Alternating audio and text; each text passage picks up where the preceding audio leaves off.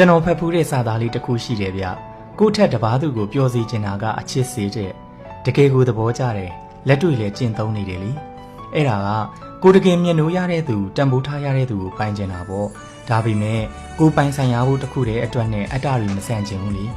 ကိုကတန်ဖိုးထားရတဲ့သူဆိုတော့ကိုထက်ပိုပြီးတော့ပျော်စီခြင်းနဲ့အစဉ်ပြေစေခြင်းနဲ့တကယ်အချစ်စစ်မှာကိုကသူပျော်နေတာပဲမြင်ကျင်တာလေးဆိုတဲ့စကားစုလေးလိုပေါ့ဗျာကိုကြောင့်လေးလံစေမဲ့အရာတွေကိုမပြီးမိအောင်နေတယ်မွန်းကျက်လာခဲ့ရင်တောင်မှကိုဘာသာကိုဖြည့်သိမ့်တက်လာတယ်လေ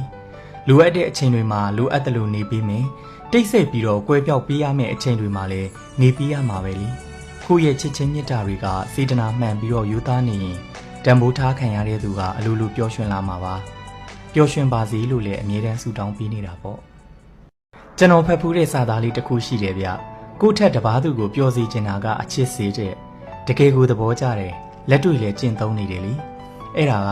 ကိုတကယ်မျက်နှိုးရတဲ့သူတန်ဖိုးထားရတဲ့သူကိုပိုင်ကျင်တာပေါ့ဒါပေမဲ့ကိုပိုင်ဆိုင်ရဖို့တစ်ခုတည်းအတွက်နဲ့အတ္တတွေမဆန့်ကျင်ဘူးလေကိုကတန်ဖိုးထားရတဲ့သူဆိုတော့ကိုထက်ပိုပြီးတော့ပျော်စေခြင်းနဲ့အစဉ်ပြေစေခြင်းနဲ့တကယ်အချစ်စစ်မှာကိုကသူပျော်နေတာပဲမြင်ကျင်တာလေးဆိုတဲ့စကားစုလေးလိုပေါ့ဗျာကိုကြောင့်လေးလံစေမဲ့အရာတွေကိုမပြီးမိအောင်နေတယ်မွန်းကျက်လာခဲ့ရင်တောင်မှကိုဘာသာကိုဖြည့်သိမ့်တက်လာတယ်လေ